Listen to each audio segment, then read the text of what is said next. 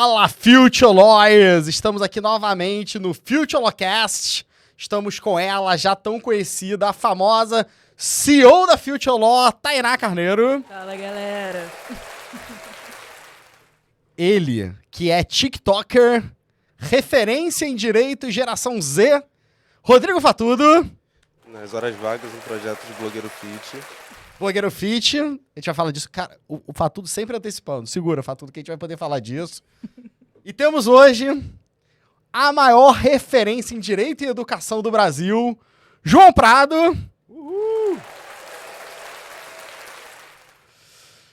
Fatudo, a gente ainda vai falar nesse episódio sobre saúde, mas vamos falar sobre educação, porque o tema é educação, e estamos aqui com uma referência. João, cara, obrigado aí por ter vindo. E sem maiores delongas, não sei por onde a gente começa. Auditoria de LinkedIn. Auditoria de LinkedIn? Sempre. Cara, João, eu vi lá que uma das coisas que mais me chamou a atenção foi que você saiu da faculdade, já emendou num mestrado no ano seguinte, saiu do mestrado, no ano seguinte já começou a dar aula. Cara, de onde que surgiu essa, assim, paixão por educação? Porque claramente tua carreira toda foi desde o início, desde a graduação, pensada e focada em educação, em pesquisa. Então, assim, o que te levou...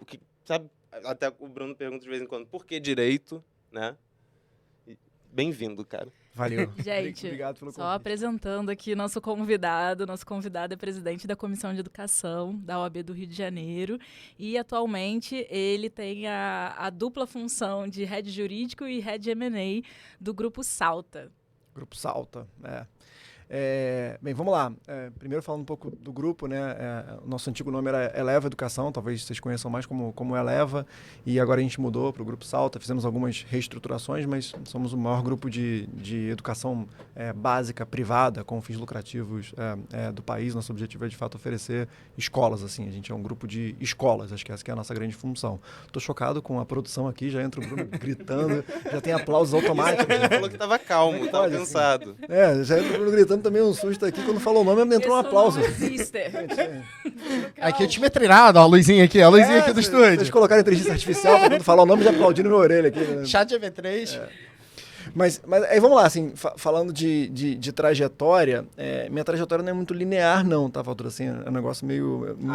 Isso é normal em todos os nossos convidados até agora, tá tudo bem. Então, estamos juntos. Acho que eu tenho algumas lembranças de ensinamentos do meu pai, e um dos ensinamentos que ele me passou foi assim, cara, a vida vai te dar um montão de oportunidades e você sai agarrando essas oportunidades, sabe? Eu acho que esse ensinamento foi muito bom para grande parte da minha vida, quando eu não tinha absolutamente nada e de fato eu tinha que agarrar tudo. Esse ensinamento ele me atrapalha muito hoje, que eu acabo agarrando muita coisa e acabo também deixando muitos pratos caírem, mas eu acho que... Já fica o agradecimento por abraçar todos os projetos da Future Law, João, parceiraço aqui, ensina muito e temos aprendido muito de educação com ele. Aqui vale muito, não é um desses que eu não deveria agarrar, não, mas E aí isso foi moldando minha vida, aquela vida de jovem de classe média que tem essa perspectiva, né, de querer literalmente agarrar tudo e ir pegando as oportunidades que me apareceram e essas oportunidades me levaram a esse certo caminho. O direito é uma escolha de teimosia, na verdade é essa. Assim, em algum momento da minha vida, não sei porquê, até hoje eu não consigo me lembrar esse gatilho, terapia não me ajudou, eu decidi fazer direito e não sei porquê. Mas foi exclusão, tipo aquela galera de história? Não, cara, não foi. Eu não me recordo de ter dúvida. Não me recordo. Já era uma vocação. Eu me recordo de quando eu me senti gente, quando eu comecei a pensar em faculdade, já era direito. Eu nem conhecia direito, nem entendia direito em si. Não sabia nem o que era, mas... Não sabia nem o que era, mas, cara, já era direito, assim. E é engraçado porque minha mãe é até formada em direito, lá pela Nacional, nossa faculdade, mas minha mãe não exercia muito bem o direito, sabe? Ela trabalhava no Instituto de Resseguros do Brasil, no IRB, na época era estatizado, mas era muito mais na parte de seguros em si, muito específica, assim. Então, eu não tive muito ambientação do direito, e ninguém na minha família é direito, não tinha contato ninguém com direito, mas... Nunca teve uma profissão, tipo, criancinha, assim, tipo, astronauta, as coisas nunca... Cara, nunca tive, assim, sempre direito. Então, o direito foi literalmente isso, teimosia, e você vai ver que, assim, foi uma teimosia, mas que eu adaptei. Por quê? Porque qual foi a minha lógica ali? O primeiro ensinamento era esse, agarra tudo, e o segundo ensinamento é que tudo na vida é treino. E eu acredito muito nesse negócio, assim, eu sou uma pessoa muito cética em relação à influência que o QI tem na sua vida, ou o talento que você tem. É evidente que existem pessoas que são outliers ali, mas eu acho que o talento, de fato, ele, na nossa sociedade principalmente, ele é visto como uma coisa muito mais poderosa do que realmente é. Eu acho que 99% das pessoas não tem grandes talentos e simplesmente vai se dedicando ali, vai trabalhando, sabe? E esse é outro ensinamento que eu peguei muito para minha vida. E aí, qual foi a lógica? A lógica, assim, não me achava uma pessoa muito inteligente, sempre fui muito dedicado, estudioso, fiz o vestibular lá para Nacional, um ano de greve, um ano de diversos desafios e fui bem no vestibular. E era um aluno dedicado, então tinha um relacionamento muito bom com os meus professores. Você vê como é que relacionamento tá vendo, né? né? Comparando aqui com a UERJ, né? Mais um convidado da FND, por acaso, Essa sei é a lá. maioria. Porque o funil é muito pequeno. Tem essa disputinha aí, né? Mas eu sempre preferi ser federal do que estadual, então. Mas, assim... E aí, o que aconteceu? Eu tinha um relacionamento bom com os professores, eu acho que esse é um dos grandes pontos da minha vida, assim, tudo que deu certo na minha vida também está muito, muito vinculado a essa inteligência emocional e com quem você se relaciona e a forma como você se relaciona. E a consequência foi engraçada, né? Eu passei bem no vestibular, saí com uma boa relação com meus professores, não relação pessoal, de churrasco, nada disso, assim, mas relação de aluno-professor, assim, sendo muito boa. E aí, um belo dia, estava eu na porta do Salgueiro, num ensaio de samba, e encontrei um professor que estava montando um cursinho. Eu tinha montado um cursinho vestibular há pouco tempo. Aí ele virou para mim e falou assim, João, você já começou na faculdade? Eu falei, já comecei, tô lá, assim, tipo, terceiro período, sabe? Entrei no primeiro semestre, e terceiro período ele, a gente tá com uma oportunidade lá para ser monitor de geografia nesse curso que eu tô construindo ali, e você acha que seria um bom exemplo, você é dedicado, passou para a faculdade de Direito, eu gostaria de um bom exemplo ali, você também foi bem no vestibular, tirou boas notas, acho que tem uma boa possibilidade de você ir lá e ganhar um trocadinho, assim. E aí eu, naquele dilema de nunca perco oportunidade, nessa época eu não tinha nenhuma, então era a minha única oportunidade de trabalho, né? Tinha acabado de entrar na faculdade, falei, tá bom, assim, vou lá. Fiz uma provinha, passei na provinha, que era uma prova até de geografia na época, e aí comecei a tirar dúvida de alunos, e é um trabalho legal, assim, um trabalho de monitoria existe até hoje, né? Nesses cursos pré-vestibular principalmente existe até hoje.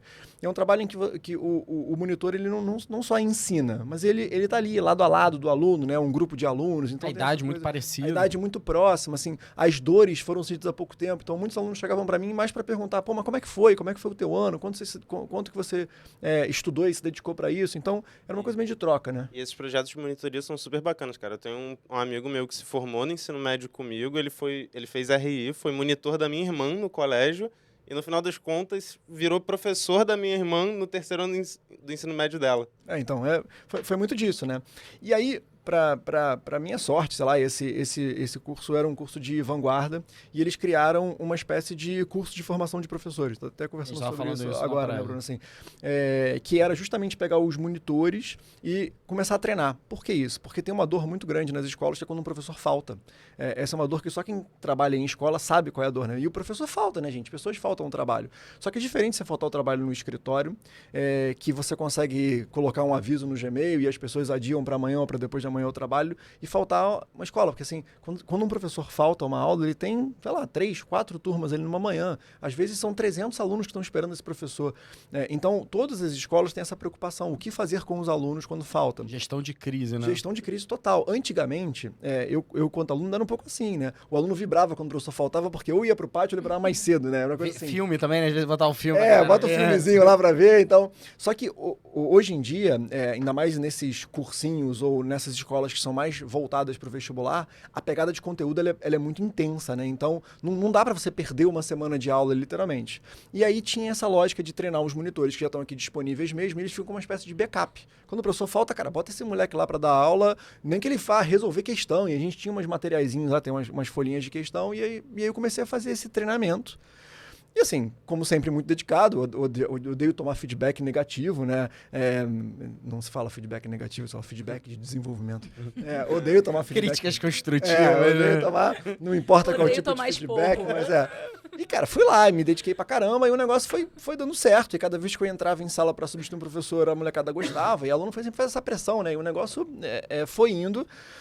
Depois de mais ou menos um ano e meio fazendo isso, nem estagiava ainda em Direito, imagina, eu tava, sei lá, no terceiro período da faculdade, também mais uma sorte do destino, no cursinho pré-vestibular à noite, alguns professores saíram para montar um concorrente do lado, também que é muito comum no nosso mercado, no meio do ano, assim, uma loucura do mundo. E aí, no meio do ano, aquele cursinho ficou sem professor e falou assim, cara, a gente não tem quem colocar. O João, quando entra a grada ali, cara, tem condição de assumir essa turma banco aí? reserva aí. Eu falava, não tem a menor condição de assumir essa turma. Eu confesso que antes de eu dar aula, assim, era uma turma à noite, eu já ficava o dia inteiro repetindo aquela aula, assim. Eu peguei minhas paredes inteiras. Como eu não tinha dinheiro para comprar quadro branco, porque era muito caro, eu descobri que se eu só pegasse um plástico esticadão, assim, eu conseguiria escrever e apagar. Eu ficava lá, eu com meu cachorro ali dando aula para ele, repetindo aquela coisa o tempo inteiro, morrendo de medo, trêmulo. E o negócio foi indo, e eu fui estudando. Dado momento... Você já gostava desse lance de falar em público? Foi uma barreira? Você tinha mais o receio de não ter o conteúdo na hora, mas essa parte de falar você já gostava? Cara, falar em público, assim, eu acho que tem muito essa coisa do medo, tá? E eu entendo que tem pessoas que de fato têm muita dificuldade, mas pra mim tudo na vida é treino. Então, assim, quando você entra ali com a cabeça de que você vai treinar e vai se desenvolver, que você vai conseguir falar, não tem jeito. Você sabe disso, assim. Você dá aquela palestra ali que tem um template na tua palestra, tem um exemplo que você usa lá.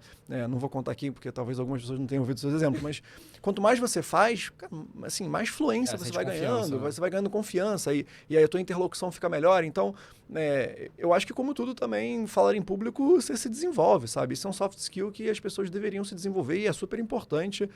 E eu acho que se tiver um skill que dar aula me trouxe, foi justamente essa parte de falar, e não só falar, mas falar e se relacionar ao mesmo tempo, né? Então, hoje, quando eu consigo me comunicar, seja numa reunião um pouco maior, eu consigo ver como é que as pessoas estão reagindo ao que eu estou falando, eu consigo entender se elas estão gostando ou não estão gostando. Então, isso a aula me trouxe como me deu esse desenvolvimento dessa capacidade que eu não tinha. Pré-vestibular é muito isso, né? A galera meio popstar, né? Tem que ser um professor que atrai, né? Tem o cursinho do professor tal que a galera curte, tem um lance... Porque também é aquela fase ali de adolescência, então é o conteúdo, mas também é um concurso ali de popularidade dos professores. Total, assim. O pré-vestibular, ele foi a primeira grande transformação da educação básica brasileira, assim. A educação básica, ela muda muito pouco, né? Assim, acho que muita gente já escutou falar isso, já pensou, né? Que a sala de aula tem a mesma estrutura, provavelmente, que nossos avós estudaram, assim, isso é incrível. No mundo que se transforma tão rápido, você entra numa escola hoje, ela é igual. E ela é igual de várias gerações. O pré-vestibular, pelo menos, trouxe uma coisa diferente, que é justamente essa coisa de agradar o aluno. É uma coisa de que o professor, ele tem que, óbvio, passar conteúdo, porque no final das contas os alunos têm que ser aprovados no vestibular, mas ele precisa fazer isso de forma também que traga mais atenção, que prenda atenção. Então, tem um entretenimento. Tem um entretenimento ali, tem a música, tem a piada, tem a conversa. Equilibrar isso é mais difícil. Tanto é que dar aula no pré-vestibular é muito mais cansativo do que dar aula em outras turmas de colégio, assim, você sai exausto. E tem uma barreira de entrada também menor, né? Porque não é regulado. Isso, você não precisa de diploma, exatamente. Você pode escolher um, pode escolher outro. Exatamente. É isso. Exatamente. É diferente de uma escola que você tá ali, cara, difícil você sair, você tem aquela relação naquele colégio. Pré-vestibular, você não gostou, você sai, vai para um outro. É muito mais fácil. Fluido, né? É tanto mais fácil você abrir um cursinho para vestibular e você monta uma salinha pequena. É mais fácil você arrumar um professor, que assim, basta isso, cara. Precisa ter conteúdo, precisa estudar o conteúdo e passar da melhor forma possível. Assim. Então, eu já vi muitos professores de pré-vestibular que, de fato, não tem aquele conteúdo acadêmico, e como eu não tinha quando comecei, eu acho que até fui me desenvolvendo, fiquei bastante tempo fazendo isso, então no final eu tinha muito mais segurança de conteúdo. E sempre geografia, você sempre dando aula de Sempre geografia, sim, sempre geografia. Não, você então não tem outra formação? Então, aí eu comecei a fazer a faculdade de geografia lá na UF, eu fiz até um tempo, numa época que não conciliavam, chegou uma hora que a minha vida... Era o Bar do Bin Laden, né? Chegou uma hora que a minha vida não permitiu mais, e eu já tinha uma noção também, que assim, quando foi pro quarto período, que eu já comecei a assumir turma, eu falei, vou para geografia também. Eu conseguiria fazer faculdade de Direito de manhã, faculdade de Geografia à noite, depois eu até inverti, botei Geografia de manhã e Direito à noite, porque era mais fácil para logística, Niterói. E aí... Pensou em largar Direito? Nenhum momento? Não, nenhum momento, nunca, assim. Eu sempre fui teimoso, é isso, assim. Eu sempre agarrei as oportunidades. E eu sempre entendi que as aulas de Geografia eram um bridge, para tanto a minha formação pessoal quanto financeira. Então, assim, chegou um dado momento que a geografia me pagava muito bem. Um professor de pré-vestibular no Rio de Janeiro que trabalhava muito, eu trabalhava muito, assim, muitas horas por semana, e inclusive finais de semana, ganhava um dinheiro muito bem. Assim, eu ganhava na época o que um defensor público ganha. Então, assim, imagina... Na faculdade. Então, imagina o estágio nem passou pela tua cabeça. Nem passou pela minha cabeça. Os estágios que eu fiz foi estágio em defensoria, só para poder ganhar hora de estágio, literalmente, porque era aqueles que você passava lá um turno na defensoria e aí a gente conseguia. Mas estágio em escritório, não, nunca fiz, nem de perto. Tanto é que aí eu me formei, e aí, quando eu me formei, eu entendi isso. Eu falei, cara, ou eu vou seguir na geografia, ou eu vou trancar a geografia e vou fazer essa virada de chave agora. E aí eu decidi fazer a virada de chave. Eu entendi que o magistério para mim era algo muito positivo, mas era algo positivo que é o inverso do direito, né? O direito você vai se aprimorando com o tempo e o tempo ele vai te trazendo mais contato, mais recurso, você vai conseguindo melhorar. O magistério, como tem uma coisa física muito forte, você começa com muita potência, dando muita aula, ganhando bastante dinheiro, só que você chega num teto muito rápido, né? Então o professor com seus 30 e poucos anos, ele já atingiu o seu limite, ele não tem muito mais para onde ir. E tem um lance que nem jogador de futebol, tem que ter energia, porque entrar em aula é um negócio físico, né? É desgastante fisicamente. 100% muito dependente da tua energia. É muito físico, assim, eu chegava em casa literalmente abduzido, assim, sentava no sofá, que a minha esposa me olhava assim e falava, tá tudo bem? Eu falava, não tá tudo bem, me deixa quietinho aqui, eu não aguento mais falar, eu não aguento mais ficar em pé. Assim, a dor Drena, abdominal, né? Energia, é dor né? de garganta, é a cabeça explodindo, a vida do professor que dá muita aula é muito dura, assim, você tava falando assim, Tendo que montar a aula. não, tendo que preparar a aula, tendo que se preparar para o seguinte, assim, tendo que ler. Então, geografia era uma matéria que me obrigava a muita atualização, né? Porque senão tem muita atualidade envolvida. Então, isso demandava muito, assim. E a hora-aula, tem esse negócio do professor, talvez até pra quem não saiba, que é o preparatório, que às vezes é gigantesca, que tá por ali que ninguém olha. E a hora dentro de sala, diferente de outra profissão, não tem migué do professor. Principalmente com turma de gente pra caramba. Você tem que estar ali 100% dedicado. Mas em Todo pré-vestibular tempo. Tem nada. a gente tava falando. E a galera puxa, né? É, tem É uma pergunta responsabilidade, né? isso. Imagina, vai chegar no final do ano e essa galera precisa Exatamente. aprovar. Quando você fala Miguel, assim, hoje a gente, sei lá, precisamos fazer um contrato lá, a gente vai reservar 2 horas. É legal você conseguir ficar 2 horas focado no contrato. Mas também se você quiser desfocar, levantar para ir ao beber uma banheiro, água. abrir um site de notícias ali, você consegue fazer. Dentro de sala, já era. Piscou, te engolem, amigo. Assim, você tem ali um monte de tubarão querendo... E assim, e com o aluno, tem uma coisa engraçada, né, da profissão do magistério no Brasil, seja para ensino básico ou superior. O brasileiro ele é desconfiado com professor, tutor, seja lá, palestrante. Então, o brasileiro ele entra desconfiado, ele vai ganhando confiança ao longo do tempo. Ele vai testando o conhecimento, né? É diferente de outras culturas, que entra confiando no que vai ser apresentado e se fizer merda aí vai piorando a confiança. Ganhar Então, legitimidade você tem da que ganhar turma. legitimidade. Então, o início é tortuoso e tem pergunta-teste, tem, assim, esses desafios, né? Mas aí, o que aconteceu? Aí, eu já estava no mercado de educação básica carioca, eu já estava muito conhecido como professor. Então, esses principais cursinhos para Eu é vestibular... conhecida até hoje. Não, até hoje... Teve aula com o João, Tainá? Não, mas eu Nunca conheço. perguntei isso. Mas eu conheço pessoas que já tiveram. Mas no Rio de Janeiro, bastante gente, imagina. Tinha uma época que eu morava na Tijuca e eu decidi dar aula na Tijuca para poder otimizar tempo e perder tempo menos tempo com deslocamento, dar aula só na Tijuca. Eu escolhi... quatro cursinhos na Tijuca, de uma época de vestibular bombando. Assim, eu ia pro shopping, eu me sentia o popstar no shopping. Eu, na época, assim, shopping Tijuca ali, cara, assim, era um abraço aqui, era ali, todo mundo, professor, final de semana era uma coisa que até massageava um pouco do ego, assim, sabe, cara, sou o Neymar aqui do Tijuca, sabe, então... E o pré-Instagram, né? O mundo pré... Instagram, não, se tivesse Instagram Era influência, era um pré-influência digital, O João não tava aqui. Não, se fosse Instagram, hoje quem dá aula mesmo, assim, nesse volume tem Instagram hoje, o professor tem um nível de engajamento dos alunos Absurdo. que é impressionante, assim, e de fato engaja mesmo, né? O contato com o aluno, e assim, a relação com o aluno, ela é uma relação um pouco diferente, desproporcional mesmo. O aluno, com um bom professor, ele idolatra, assim, ele é um ídolo de fato, assim, é um negócio, é impressionante essa relação. O professor tem que tomar muito cuidado com isso, porque isso aumenta muito a responsabilidade do professor nessa relação com o aluno, Muita sabe? transferência, né? Tem uma posição ali de poder, né? De Super. Tem uma relação de hierarquia que é construída, um negócio é bem diferente mesmo. Enfim, aí quando eu terminei a faculdade de Direito, quando a graduação, né, aí eu já pensei nisso, assim, cara, qual é o meu caminho? Já tinha comprado um apartamento, já estava com dinheiro junto, então como eu sabia que a profissão professor não seria uma profissão de tão longo prazo para mim, eu falei, pô, vou juntar o meu pé de meia aqui, vou ficar mais estável para conseguir fazer a migração. E qual era a migração óbvia para mim? Era educação. Porque era o que eu sabia fazer, era o mercado que eu estava, eu conhecia todo mundo. Meu primeiro pensamento na época foi, vou montar um escritório e vou começar a trabalhar para dono de escola, porque eu consigo atender essa galera. Todo mundo confia em mim, sabe que eu entendo do negócio, né? Fui para o mestrado, porque também o meio acadêmico era a minha complementação de renda, que eu falei, vou parar de dar aula de geografia em cursinho para vestibular, mas vou dar aula de direito. Então o mestrado vai me abrir essa porta. E aí fui fazer um mestrado em direito público, era até o que mais se aproximava com geografia, então sempre o direito público foi o que ficou mais próximo para mim e mais fácil, né? Então, desde o início, TGE era o mais simples. Eu fico impressionada com o pragmatismo do João. João, qualquer aspecto isso, da vida, cara. eu já falei isso com o Bruno algumas vezes. Gente, em qualquer aspecto de discussão que você tenha com o muito João, racional, né? o João, ele tem um nível de pragmatismo que é sensacional. Ele é tudo muito bem construído, muito bem estratégico, planejado. E agora eu tô vendo que é em todas as áreas da sua vida.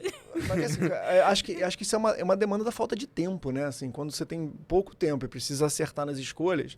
Qual foi a minha monografia no direito? Foi crédito carbono. Por quê? Porque era a monografia que eu ia aproveitar na geografia. Então, assim, eu conseguiria fazer nos dois lados a mesma mas coisa. super antecipado em termos de super momento de atual. vanguarda, Falou isso agora aqui, dá pra abrir um capítulo sobre crédito dá. carbono. Estamos no ano, Não tô tão preparado para falar de crédito carbono, não, porque faz muito tempo sobre isso, porra, mas legal. na época já foi isso, assim, porque eu falei, pô, como é que eu consigo conversar as duas faculdades e aproveitar?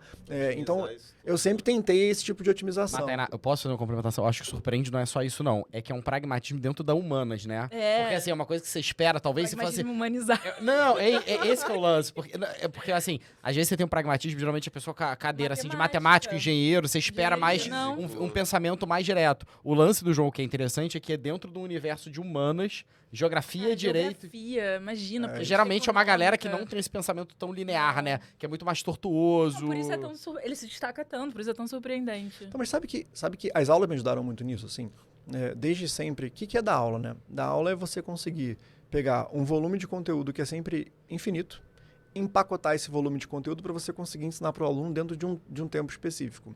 Então, no fundo, e aí mais do que isso, né? Como a minha memória nunca foi muito boa, eu sempre criei ganchos de memória. Então, assim, é impossível eu dar uma aula sem ela ter início, meio e fim, sem tudo estar conectado. Porque se tudo não estiver conectado, eu não consigo nem me lembrar ali. Eu preciso pegar cola, e eu nunca admiti entrar em sala de aula com uma colinha, assim, para ficar lendo o que eu tinha que ensinar depois. Assim, impossível isso. Então, essa linearidade, eu acho que não foi uma coisa que eu sempre tive, não. Eu acho que a sala de aula me ajudou demais nisso, assim. Então, hoje você fala assim, João, vai lá e explica isso aqui, ou fala de tal forma. Eu consigo entender o início, meio e fim, e meu cérebro meio que está treinado para empacotar qualquer conteúdo dentro de uma linha. Você fala assim, João, você precisa ter essa conversa aqui 15 minutos para apresentar tal coisa. Eu vou entender o que é início, meio e fim. Isso a sala de aula me ajudou. A sala de aula me ajudou em diversas coisas, mas essa em especial fez a minha mente ficar um pouco mais linear.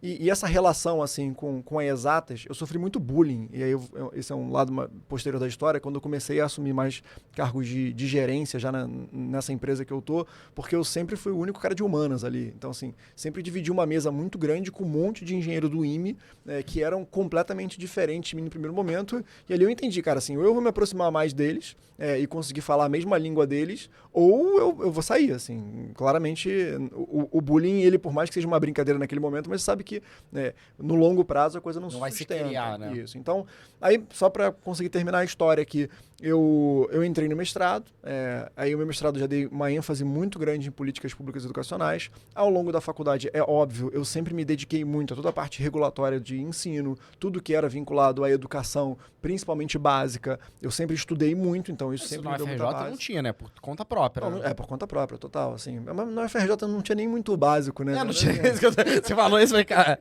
Mas navegações saiu sabendo tudo. Direito de navegação é um negócio impressionante, né?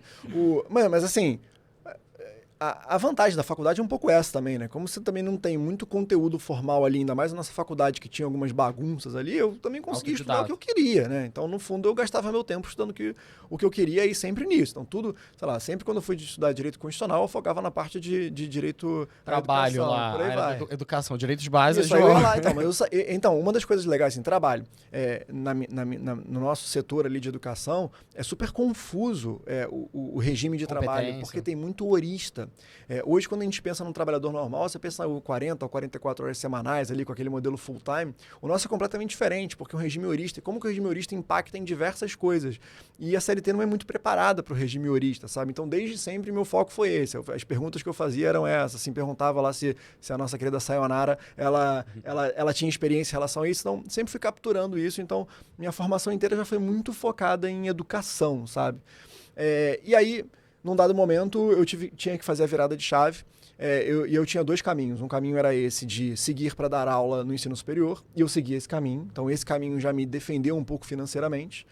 Fiz, na época, um concurso para a UERJ, passei para trabalhar lá 2 anos como contratado, e passei para algumas faculdades particulares e comecei a dar já aula direto em algumas pós-graduações, enquanto fazia... De constitucional. De direito público na época, assim, muito constitucional, muito administrativo, e assim, sempre com a minha capacidade de empacotar, né? Assim, sei lá, a FGV me contratou para dar uma aula de regulatório de Agência Nacional de Aviação.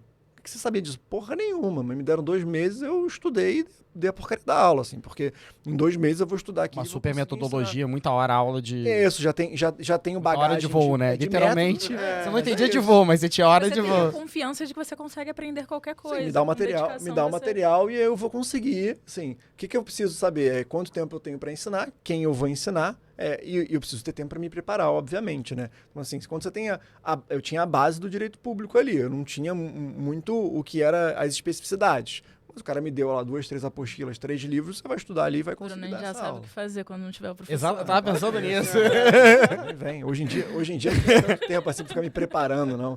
João. Comecei a fazer isso, aí esse era um caminho, ganhar um pouco de dinheiro dando aula, e o outro caminho era montar o escritório, como eu tinha falado, que era um caminho mais arriscado, assim, eu nunca fui um cara muito do negócio em si, não sabia como é que ia ser, e aí acabou surgindo uma oportunidade nesse meio do caminho de eu virar diretor de uma escola. Então, assim, também nada a ver com a história, né? Então, um dos CEOs ou presidentes desses cursinhos falou assim, tô com um baita projeto de expansão aqui, você tem um background diferente, entendi que você não quer seguir muito na sala de aula, que é uma outra oportunidade. Tem uma escola nossa que está indo bem, mas está precisando de um diretor adjunto ali, que é um cara mais meio que para se preparar e uma pessoa para crescer. Quer ir para lá? Eu falei, quero. Caí lá em Caraí, comecei a tocar uma escola de 600 alunos e virei diretor mesmo, assim. Diretor daquele que, cara, vai pro diretor. Isso mesmo, esse diretor que cuida do pai, que lida com os empregados da escola, assim, quase que foi um CEOzinho da escola. Não, o aluno, quando o aluno... Sim, vai lá. Era eu. Em aluno? Sim. Tinha, claro. Sim.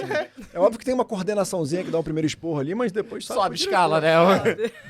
E aí eu falei assim, beleza, um negócio diferente também. Mais uma vez, vou pegar essa oportunidade aqui, vou aprender uma coisa diferente. Continuei fazendo meu mestrado.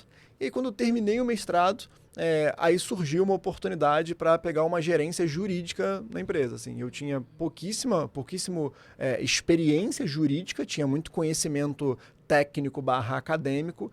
E foi muito legal, porque aí vale um pouco personalidades e relacionamentos sociais, né? Porque nesse momento, quando surgiu essa vaga, que a pessoa foi demitida, até as meninas do Gera lá viraram para mim e falaram assim, a gente gosta muito de você, a gente confia muito em você profissionalmente, a gente entende que você tem lacunas, principalmente no campo do direito empresarial, uma delas ela é advogada, assim, mas a gente está disposto a investir em você.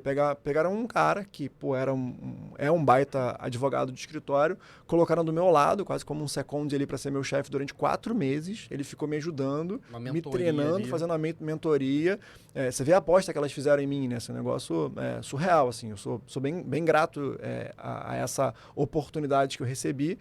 E dali, aí uma visão muito explodiu. disso, de não vou apostar no hard skill, vou apostar no perfil, no fit cultural hoje que eu desenvolvo. Hoje é o que eu mais acredito, tá, Bruno? Assim, como foi um negócio que funcionou muito bem comigo, eu penso muito nisso com os outros, sabe? Assim, que Às vezes a pessoa não tem, de fato, o conhecimento técnico naquele momento. É óbvio que tem muitas vezes que a gente precisa contratar uma pessoa que vai te entregar o conhecimento técnico, mas isso eu acho que cada vez está menos, Cada vez menos mais- É recorrente. muito relativo quando você tem um prazo, mas... Exatamente. Mas aí Você contrata um externo, entendeu?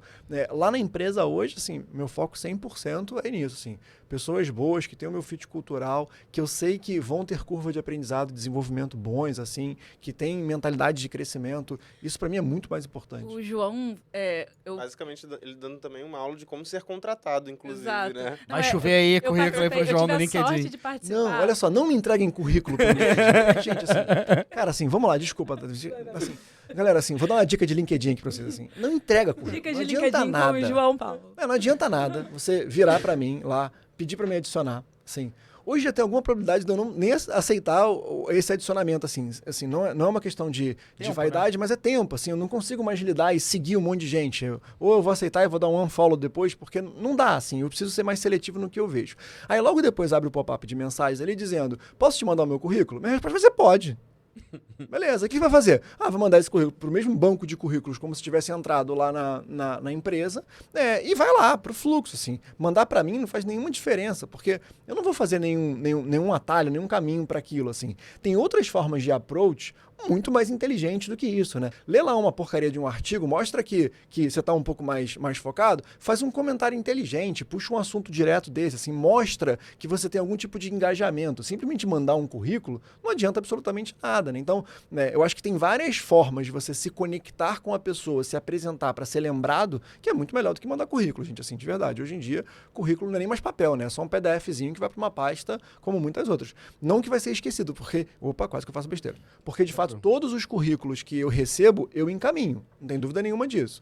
Mas, né, eu não tenho nenhuma diferença em relação a outros. E essa dica é legal e até Aproveitar a dica, fazer o jabá, Love Finder.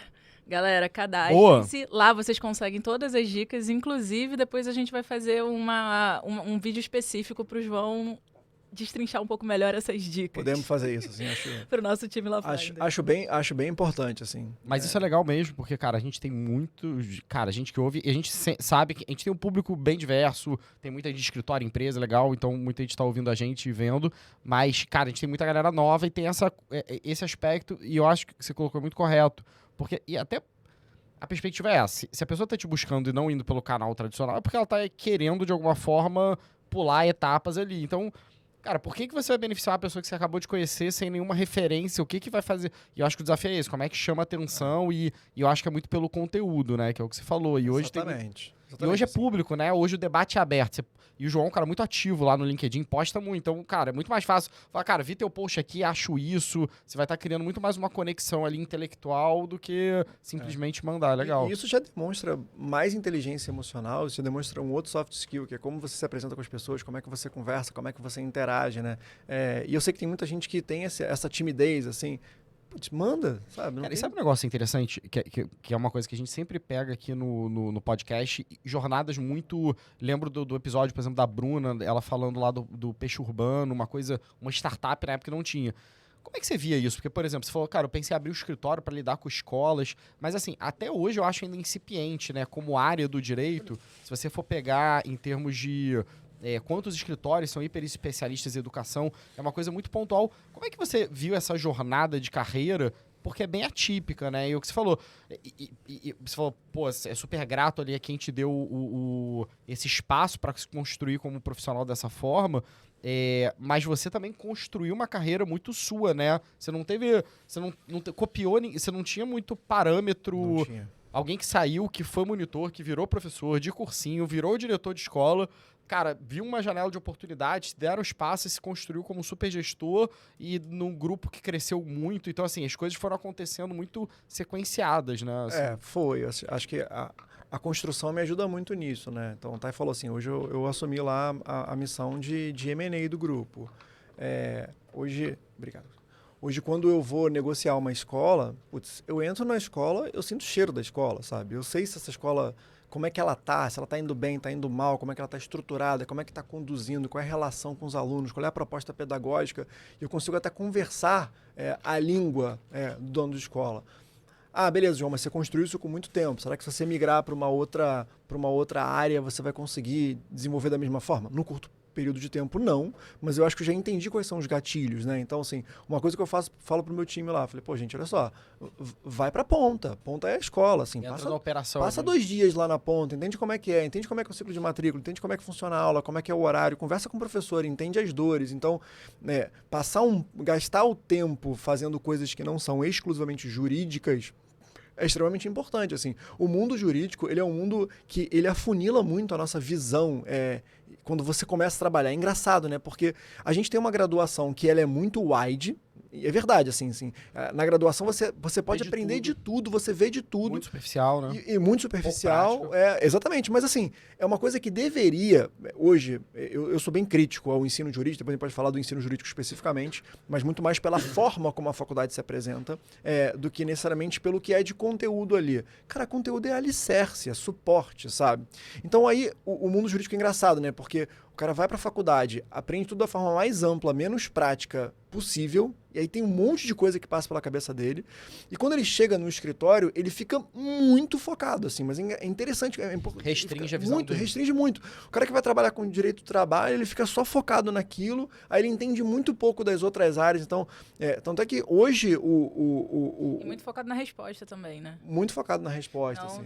Não quer entender o contexto da empresa, do negócio. Ele passa a ser forjado para isso, né? Ele treina isso, sabe? Então... Ele é especialista no direito, não no negócio, né? Mas o que eu digo assim... Isso é característica de escritório, né?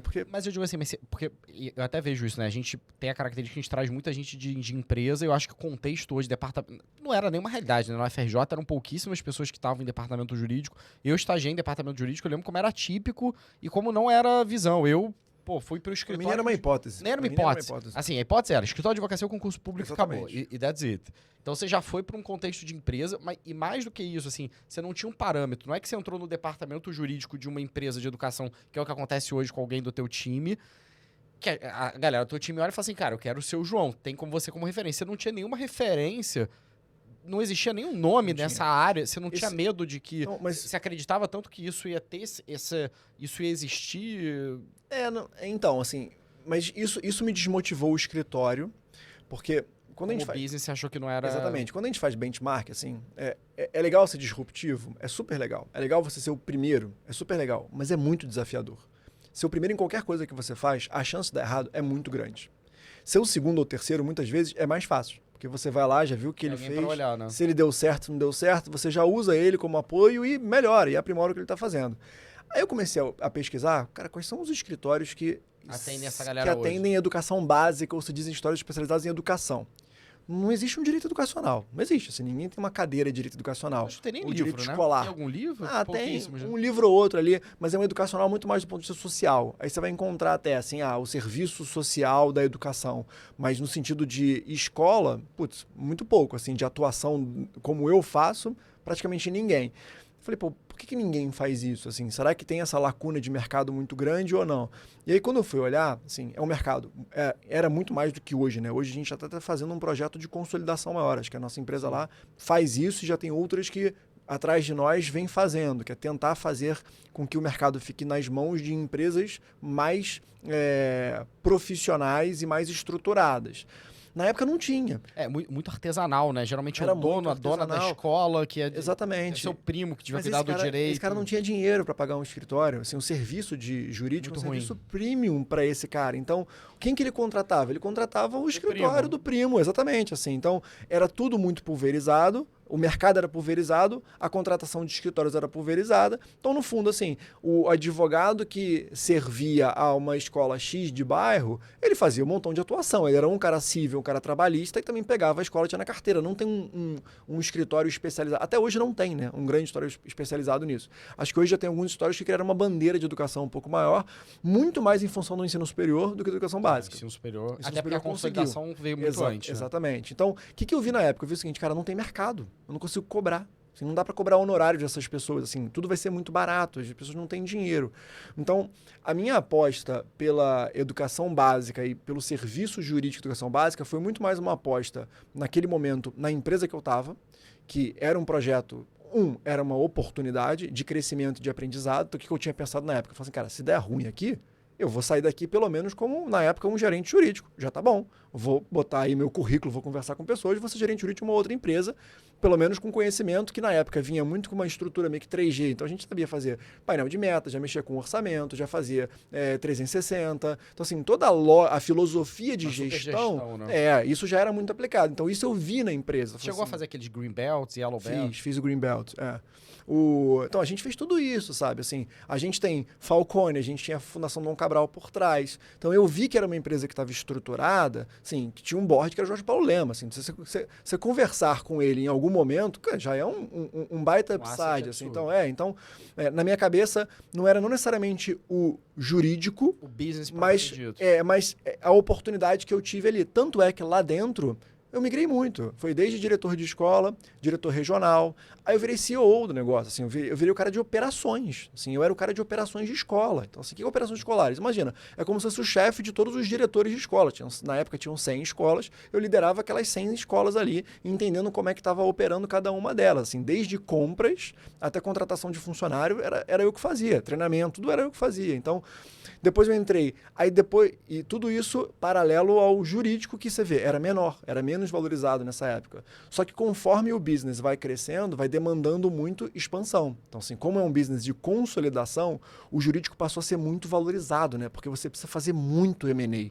Então, eu virei um super especialista em M&A, exatamente. Aí vira o core do negócio, e aí, assim, a gente passa a ser mais valorizado. Mas, ainda assim, eu fui jurídico e operações, eu fui jurídico e integrações. A gente percebeu num dado momento que não bastava você comprar a escola, você precisava comprar e integrar.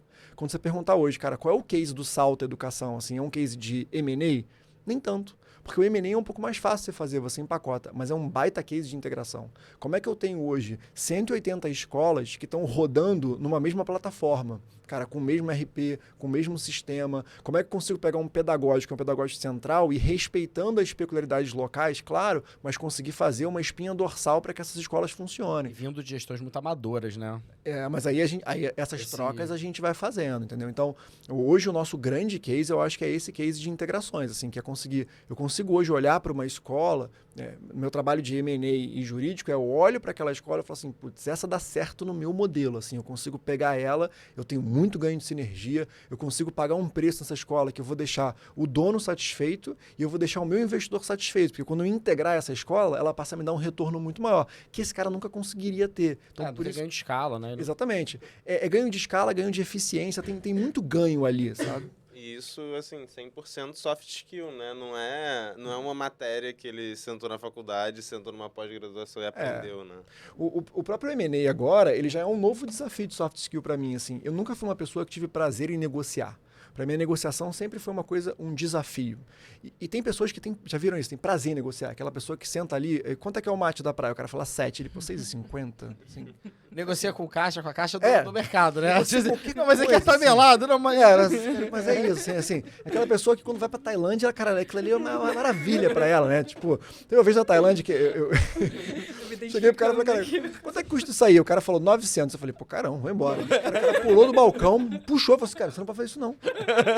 O que eu fiz? Ele, não, só fiz a primeira festa. Porra, como é que você vai embora assim? Você tem que fazer uma contraproposta. Eu falei, cara, mas 900 tá muito longe. Ele, mas eu sei.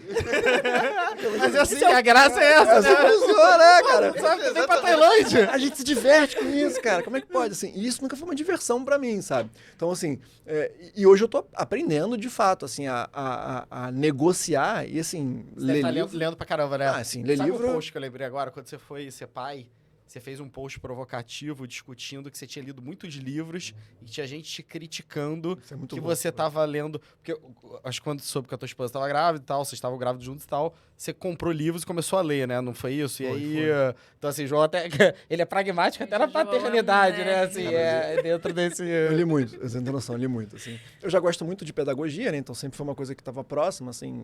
Você dá 3 meses pro João, ele vira especialista do que você pedir. Não, depende do que, assim. Se eu precisar dar uma aula de 50 minutos, em 3 meses eu consigo. Se for mais tempo que 50 minutos, aí é mais difícil, sabe? Então, mas aí foi... Isso é o caso típico brasileiro, que eu fico muito chateado, sabe? Que, assim, depois de eu ler um montão de livros, assim... Aí vem aí eu postei lá falando, cara, assim, esses são os que eu mais gosto, recomendo esse aqui eu não gostei muito pela forma como tá escrito, eu acho que não se adapta muito ao Brasil. Cara, recebi uma enxurrada de mensagens dizendo, mas na vida real tudo é diferente. Mas quando nascer você vai ver mesmo, assim, mas quando... E que não deu uma revolta, que eu falo assim, cara, vocês estão desconsiderando as pessoas que escreveram esse negócio. E é óbvio que o que está escrito no livro não vai ser exatamente igual ao que cada um tem é óbvio isso, assim. Eu não estou falando que eu vou aplicar exatamente o livro XYZ. Isso não funciona para lugar nenhum no mundo. Se a pessoa acha que ela vai pegar um livro e vai usar esse livro para qualquer coisa na vida, assim, não dá. O livro não é um mapa do tesouro e ainda se for um mapa do tesouro vai dar errado. Mas a gente precisa de base teórica para tomar nossas decisões, né? Então, você precisa entender o que está acontecendo, entender que já aconteceu com 10, 30, 40 pessoas que seja, para ir tomar decisão. E o livro serve para isso, né? Então, para tudo, assim. Então, eu acho que a gente nunca pode desconsiderar os ensinamentos de livros, principalmente se forem por autores técnicos, obviamente, sabendo que não vai se aplicar a risco. Então, essa foi a minha revolta lá naquele post. Mas eu acho que isso é um fenômeno da internet, que é o seguinte, primeiro é o hater. Tá bom, você tem hater, porque assim, quem não tem hater não tá... Então, assim, e o ser humano... É engraçado a rede social, às vezes eu vejo alguns comentários, a gente, infelizmente, já tem hates, ou felizmente, porque senão... E é muito assim, as pessoas elas fazem o contraponto. Então, assim, cara, você fez um puta trabalho pra caramba fazer a lista, o cara... Não é. Só por dizer que não é. E o segundo, eu acredito muito no que você falou, que é a cultura do Romário, né? Eu não preciso treinar pra jogar, é talento, brilhantismo. Você falou até do Outliers ali, eu adoro, eu sempre falo desse livro, do livro Outliers, do Malcolm Gladwell. É maravilhoso. Que é justamente isso, ele mostra que você Outliers é preparação, é a oportunidade misturada com a preparação. E eu acho que especialmente no Brasil, mais ainda no Rio, é muito valorizado esse suposto talento, esse brilhantismo que é... Então, assim, é engraçado, mas isso me chamou muita atenção nesse post dessa tua percepção. Eu entrava em sala, Bruno, e falava assim, cara, pra mim o pior aluno é o que é inteligente ou se acha inteligente. Porque esse cara, ele provavelmente vai se dedicar menos, porque ele tem mais facilidade. Isso. Então, qual o meu medo aqui? É entrar em sala, dar uma super aula, agradar muito, o aluno sair com uma sensação de que aprendeu, e muitos saem, e os que são de fato inteligentes ali vão aprender. E aí, quando ele assimila essa sensação de inteligência, ele meio que negligencia aquilo. Fala assim, já aprendi mesmo, então vida que segue. Só que, cara, quando for um ano depois para ele fazer a prova, ele vai esquecer. Porque, assim, a mente ela tem um limite. Então, ele vai esquecer aquilo, vai errar. Aí, sabe quem é que vai acertar aquela questão? É aquele cara que não entendeu direito, veio pedir dúvidas, aí eu indiquei um livro para ele ler, aí ele leu o negócio, ele fez um exercício logo depois. Esse, sim, cumpriu a trilha do conhecimento, se dedicou, e aí ele vai lembrar lá na frente, porque ele criou os caminhos para ele lembrar lá na frente. Então, eu tenho muito medo disso, de que o cara que é muito talentoso, ou se acha talentoso, e se acha e é talentoso, e desperdiça esse talento porque não se dedica tanto, assim, e é o mal do Brasil. E no mundo, e hoje com a internet a gente fala muito disso, né? Assim, a gente tá no mundo de instantaneidade, né? Rede social, caraca, todo mundo vira específico de mundo TikTok, é o conteúdo dos menos de um minuto, né? Enquanto meu lado é muito mais para as 10 mil horas mesmo. É assim, isso. Eu acho que Ninguém quer engraçado, assistir. né? Que o TikTok é muito menos de um minuto, enquanto que do outro lado eu só acredito que a pessoa vira uma especialista depois que ela faz aquilo ali por mais de 10 mil horas. Eu gosto muito desse 10 mil horas. E ao mesmo tempo é estranho, né? Porque é um TikTok que vem de uma cultura asiática que não acredita no minuto, não acredita tanto no talento. Então você vê que você pega indicadores de suicídio ou depressão em jovens japoneses, é muito alto. Porque o talento ou não talento, ele tira um peso das suas costas. Porque pensa assim, se o jovem ele não se acha talentoso, ou ele se acha burro do ponto de vista de capacidade intelectual, quando ele fracassa, a culpa é dos pais. Porque a culpa é da genética. Então ele vai olhar para a mãe e vai falar, tá vendo, mãe? Eu não passei porque não sou burro. Entendeu? A culpa não é dele. Então ele tira um pouco essa responsabilidade dele pela não dedicação. Quando a gente tira completamente o talento e fala, vai passar quem se dedicou mais... Aí a responsa fica todo no colo dele, entendeu? Então, quando você pega uma cultura asiática que coloca muita responsabilidade nesses meninos também, dizendo, olha, só vai passar quem se dedicar mais, então tá tudo no seu colo, isso gera uma pressão também muito grande. Só que eu acho que o Brasil tá muito desse lado. A gente precisa entender um pouco mais da nossa responsabilidade para conseguir alcançar alguns resultados ali. João, e falar em responsabilidade, cara, volta nas salas de aula para ensinar direito pra galera no segundo grau, cara. Esse é um tema aí que eu acho que é legal e acho que esse é um ponto que pro podcast é muito bacana. A gente tem uma audiência, grande aí do mercado jurídico e acho que nem todo mundo conhece um pouco desse projeto. Você como especialista em educação, falar um pouco dessa nova grade do segundo grau, como é que o direito tá entrando, porque... E é engraçado, todo mundo que eu falo disso, que fez direito e amigas nossos que foram da Nacional, de qualquer faculdade, tem muito isso. Todo mundo fala assim, cara, outro dia, quem que a gente tava falando, não me lembro. falou assim, cara, eu acho que tinha que ter faculdade tinha que ter aula de direito constitucional no 2º grau, tinha que ter direito do consumidor, todo mundo deveria saber. Então, eu acho que esse é um sentimento que sempre existiu e agora tá virando realidade. Eu acho que esse trabalho que a Tainá falou, você tá ali à frente da comissão da OAB de educação, eu acho que seria muito legal você poder compartilhar de onde veio isso, surgiu para você e como é que você tá enxergando, até como potencial de mercado, né, para alunos, quer dizer, para advogados e advogados poderem ensinar alunos aí do 2º grau, como é que você enxerga isso? Então, o primeiro que concilia a minha formação com o meu trabalho ali, né? Então, eu sempre gostei muito de dar aula, sempre pensei muito academicamente em sala de aula, e sempre lidei muito com escola, né? Com ensino fundamental e ensino médio. Então, essa sempre foi uma vontade minha.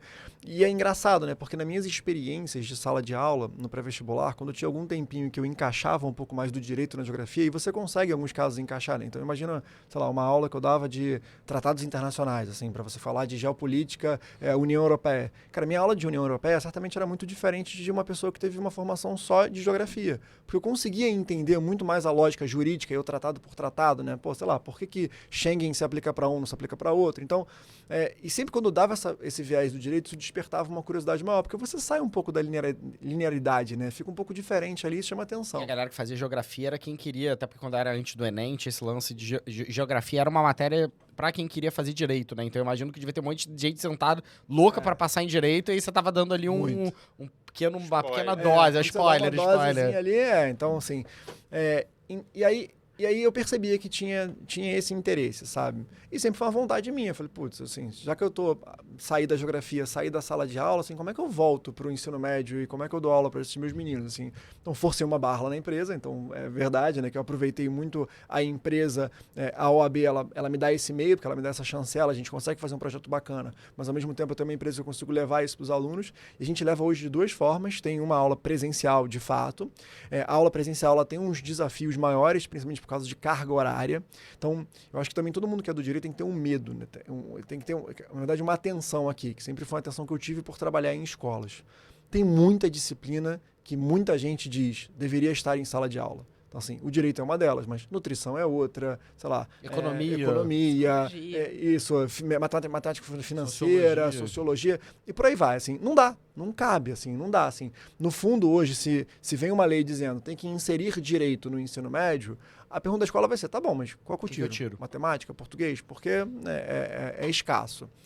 E com a reforma do ensino médio, como a gente estava falando assim, a gente nem sabe se a reforma vai vingar agora, tá revendo, mas eu acho que uma coisa que, mesmo se essa reforma não vingar, uma outra reforma que não vai ser diferente, são as eletivas, assim. Tem que ter eletiva para o ensino médio fundamental, assim, não faz sentido não ter, assim. A eletiva eu acho que é uma das melhores coisas da faculdade, porque ela permite que o aluno faça algumas escolhas, né? A escola ela dá muito pouca escolha para o aluno, né? Você entra ali, tem aquela grade com aqueles professores, então o aluno não tem muita escolha. Tem mais até esse senso de responsabilidade que tu comentou, né? Exatamente, assim, a gente precisa dar mais autonomia para esse aluno, tanto no processo de aprendizado, quanto na escolha do que ele quer aprender, sabe? Então, o aluno não tem autonomia nenhuma, assim, a escola ela é um caixote e ela obriga o aluno, e talvez por isso ela seja hoje tão menos prazerosa assim, para o aluno passar dentro da escola. Então a eletiva tem um pouco dessa coisa. Assim. Então eu acredito muito nesse modelo de eletiva, acho que o direito consegue entrar. Assim, os 2 modelos que a gente criou lá, tanto a presencial quanto a online, super funcionaram do ponto de vista de resposta. A gente faz o que a gente chama de POA lá, né, que é pesquisa de opinião do aluno. Assim, a eletiva online, eu dei 2, uma de mais vinculado à cidadania e política, que falava mais de processos políticos em si, para ele entender como é que é voto, quem que ele está votando, qual é a função de um partido político. Zero eleitoreira, assim, 100% técnica, exatamente. E uma de direito mesmo, assim, direito brasileiro. Então não é uma aula de direito constitucional, era uma aula em que eu fazia, em cada entrada minha, lá de 1h40, eu falava de um dos ramos do direito que a gente conhece, assim. É muito pouca coisa, é óbvio, mas assim, pelo menos dá uma visão para ele, assim, visão de direito do consumidor, direito do trabalho, e dá um alicerce para que ele possa ler. O direito tem um desafio de comunicação, né? Cara, mas e tem um outro, eu tava falando isso com a Nina também, que é amiga nossa, também dá aula lá, e eu tava, porque assim, eu lembro no início da faculdade a dificuldade de entender, por exemplo, competência, município, estado. Pô, município, então, é uma coisa que não existe para a vivência de um ser humano normal. Você conhece a cidade, inclusive tenho direito da cidade, mestrado lá na UERJ, super recomendo ali, mas essa discussão de municipalidade, de conflito de norma, eu fico imaginando para uma menina, para o menino entender o que é uma lei, o que é uma constituição, o que é uma pirâmide ali de normas e... Você entende, Bruno, que ele sai da terceira série do ensino médio, assim, ele sai da escola sem entender o que é pacto federativo? É isso. É muito louco. Mas ele nunca vai saber nem o que é Estado, porque ele não sabe nem o que é federação, cara. É isso. Então, assim, ninguém ensina isso pra ele, porque na formação de história não tem isso.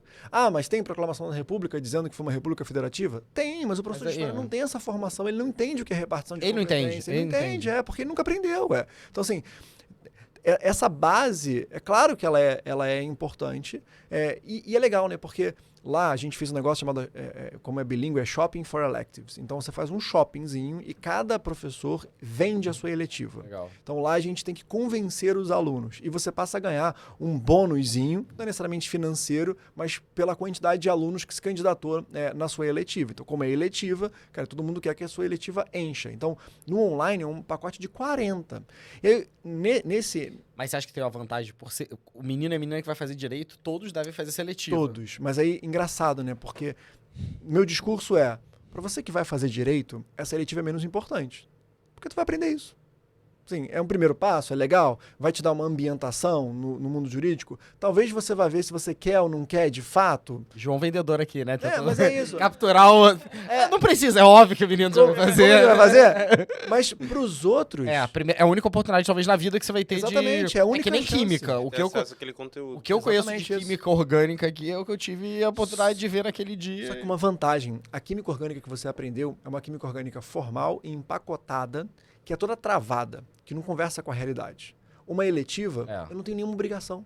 Nenhuma. Você não tem uma linha ali de conteúdo. Eu crio o que eu quero. E assim, eu já percebi que para uma turma, às vezes eles preferem seguir uma determinada linha. Cara, cancela uma aula aqui, que eu acho que é menos importante para essa turma. Vamos conversar sobre outra coisa. Vamos trazer um convidado diferente. Vamos ver quem está disponível no mercado para eu conseguir falar com eles nesse horário. E a dúvida que eu tenho, você de sala de aula, a maioria das meninas e meninos que querem fazer direito, fazem a eletiva, reforçam esse desejo. Porque o direito também tem uma coisa, eu falo muito isso com a Nina também. Eu lembro, no início da faculdade, muita gente que entrava do direito, dava um ano e falava, putz, talvez não era o que eu queria, só que acaba continuando porque talvez o curso seja mais fácil, não quer mudar, o advogado também é conservador. Então, assim, a dúvida reforça o desejo de fazer. Gente que talvez não faria, vai começar a fazer direito, porque como é que você enxerga esse step aí para a faculdade de direito, para o mercado? Acho que reforça, e reforça por causa de uma pegadinha, tá, Bruno? Assim, por que talvez a pessoa não goste muito do direito depois que ela entra para a faculdade? Uma coisa é você aprender direito do trabalho ao longo de, 4 anos, você faz 4 períodos, ou 2 anos, 4 períodos, não sei como é que tá a grade das faculdades hoje. Você vai passar por muita coisa que você não gosta ali. A outra coisa é você empacotar o direito do trabalho em uma aula de uma hora e 40. É muito pouco. Os cases legais. Exatamente. Então, assim... Dá para fazer uma dinâmica completamente diferente. É isso, assim.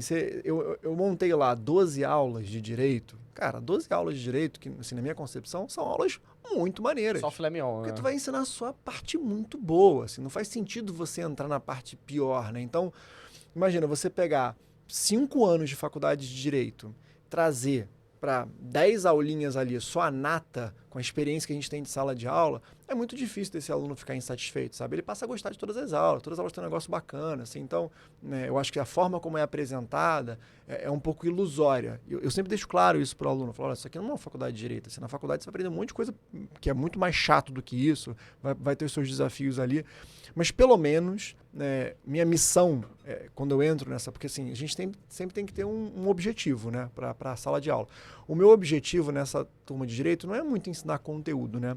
Mas é tentar desmistificar um pouco o juridiquês. Então, eu sempre tive muito isso como professor, assim. Eu acho que a profissão do direito, ela é muito excludente no modelo de comunicação. Sim. Muito. Porque a gente não percebe isso porque a gente tem essa formação e a gente sabe falar essa língua. Mas quando a gente entra numa mesa de bar e começa a conversar sobre direito, pessoas que não são formadas não entendem o que a gente está falando, cara. Isso é muito grave. É quase que você estivesse falando português e o cara não entendesse português, assim. É muito louco, né? Você tira do processo quem não é do mundo jurídico. Isso é muito excludente. E aí, como é muito excludente na forma de comunicação, acaba sendo excludente na forma de aprendizado. Então, uma pessoa que quer tentar entender direito, ela não consegue. porque ela não consegue nem ser autodidata, porque ela tem que aprender uma nova língua. Então, eu tenho um exemplo desse, que assim, cara, o CEO da empresa é uma das pessoas mais fantásticas que eu conheço em termos de inteligência. O cara tem uma capacidade lógica, uma memória, assim, ele é fantástico. Ele foi o 01 em tudo que fez na vida, assim. Imagina, o 01 do colégio militar, 01 do IME de entrada, 01 do IME de saída, assim, tipo, é fantástico. Ele me manda um acórdão de um processo lá dele, que falou, João, cara, não consigo entender nada que tá aqui, nada. Então, você imagina um dos caras que, para mim, é um dos caras mais qualificados. E, de fato, quando eu leio aquilo, assim, se você extrair o vocabulário exclusivamente jurídico, não sobra nada, cara. Assim, é muito difícil de entender mesmo. Então, pelo menos eu acho que eu consigo, ao longo dessas aulas, trazendo cases legais, ensinando alguns conteúdos básicos, mas eu consigo dar a esse aluno o mínimo de vocabulário jurídico para que ele consiga, dali para frente, ler o que ele quiser, saber o que ele tem que pesquisar, a forma como ele pesquisa. Então, eu acho que essa aula de direito, ela para os futuros professores aqui, para quem quiser se engajar nesse projeto... É um puta potencial de mercado, né? Porque é o que você falou, dessa discussão aí da nova grade, como é que vai ser, mas vingando minimamente esse modelo, a tendência é que muita escola tenha essa perspectiva do direito como eletiva. Acho que vai ser, porque a gente sabe que o Brasil é o país do mundo que mais forma advogados, tem mais faculdade de direito. Tem mais processo. Acho que isso vai cair para dentro do segundo grau. Então, acho que é uma super oportunidade de mercado aí para as pessoas se qualificarem. Super oportunidade, eu também acho. Assim, eu acho que, assim, o que acontece? Com a reforma do ensino médio e as escolas estando obrigadas a usarem eletivas, seja por essa reforma ou o modelo que as escolas vão passar a ter que aderir a esse modelo de eletivas, a escola tem um desafio, né? Porque ela está acostumada a fazer a mesma coisa há muito tempo. Então, ela só tem um professor de geografia, de história, de português.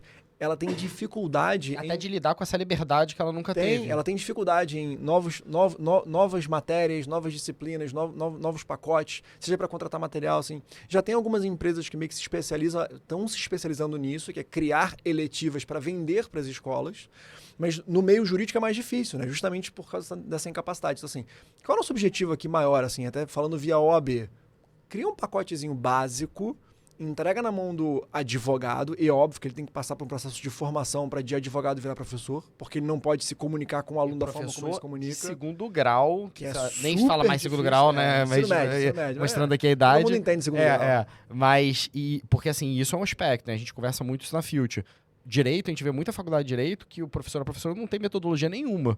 Porque muitas vezes é isso, é o profissional que ele tem uma hipercapacidade. Quantas vezes você não tem um advogada brilhante, que pelo brilhantismo dele, ele acaba estando numa sala de aula e, cara, não tem metodologia nenhuma, nunca teve uma aula de pedagogia, mas pelo menos ele ainda interage com pessoas com um nível etário que ainda consegue ali dialogar. Agora, você trazer isso para uma menina, para um menino numa faixa etária... O desafio é esse. O desafio é essa metodologia. Cara, no próprio currículo de mestrado e doutorado, você não tem você fez alguma eletiva? Você teve a opção de fazer alguma eletiva? Cara, pouquíssimas coisas. A gente sempre discute, a gente fala, desde metodologia, é muito pouco. É muito pouco. É porque o mestrado em si, ele é um pouco mais...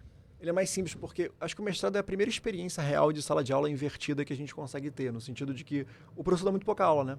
Ele promove ali o curso, ele te entrega os materiais para estudar e ele fica pedindo para que as pessoas façam cada vez mais apresentações e seminários. Então, é de fato o aluno, que já é um graduado ali, que já tem uma capacidade maior, que vai levar o conhecimento para o professor. Então, essa é a lógica de sala de aula invertida. Controlado mesmo. Isso, com um ambiente super controlado, com todo mundo com um nível intelectual mais linear, né? Então, tudo isso facilita muito. Expectativa super alinhada que não rola numa sala de ensino médio. Imagina eu virar para meus alunos de ensino médio, passar um texto de direito e falar assim, me ensina esse negócio aí. É isso que é meu medo. Cara, assim, para mim vai ser o meu caso, assim, minha primeira aula de mestrado, falar um texto do Marcelo Neves, de Constituição Simbólica, que a professora virou e falou assim, lê esse texto aí e me apresenta. Cara, assim, juro, eu fiquei uma semana lendo e relendo, falei assim, fudeu, não entendo nada.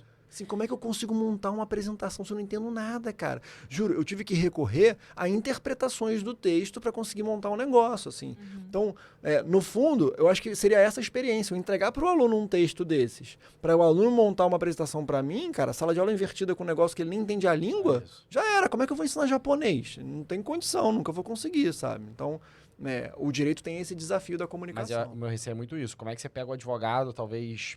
Cara, mais quadradão ali pra entrar no... Não, mas isso dá, assim, isso é formação. É formação. Isso é formação, isso é técnica. Isso é técnica. A gente, assim, a gente tá falando sobre isso, assim, falar em público é técnica, cara. Tem forma de falar, assim. E é engraçado, porque tem técnica para cada objetivo. Teve gente que agora entendeu que falar em público é falar TED Talks. E engraçado que o TED Talk montou lá se você ler o livro do TED, assim, ele vai montar um modelinho para você fazer a apresentação de um TED Talk, que não vai funcionar numa sala de aula, porque não é para isso. Então, a sala de aula ela também tem o seu modelinho, ela tem o seu modelo de apresentação, ela tem o seu modelo de... E eu de verdade acredito que isso é altamente... dá para ser muito eficaz em termos de ensinar essa formação, esse método, essa técnica. Não é tão complexo assim, não. As pessoas têm muito medo de falar em público, mas tem uma técnicazinha que vai fazer com que, pelo menos, já coloque ele na nota 7. E é claro que do 7 para o 10 aí tem repetição, tem exemplo, cada vez mais. Assim. Então, o que eu costumo falar assim, você consegue ter um mínimo de capacidade básica de ensino, que é pedagógico mesmo, metodologia.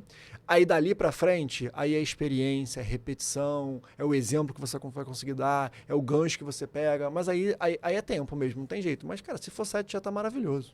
Não, eu queria até saber contigo, porque assim, a gente pega, vai, se forma... Cara, esse próximo passo, né? Tipo, a galera tem muito a ideia de, não, vou fazer uma pós aqui, vou me especializar, sei lá, em dados, em LGPD, em qualquer coisa do tipo, vou fazer um mestrado. Mas, assim, ao mesmo tempo, às vezes não são formações que complementam nesse sentido da soft skill, que, cara, basicamente tudo que a gente falou aqui hoje foi muito pela linha da soft skill, né? Eu acho que a Future também faz isso muito bem, falando aqui como, fui aluno da Future antes de ser da Future, né?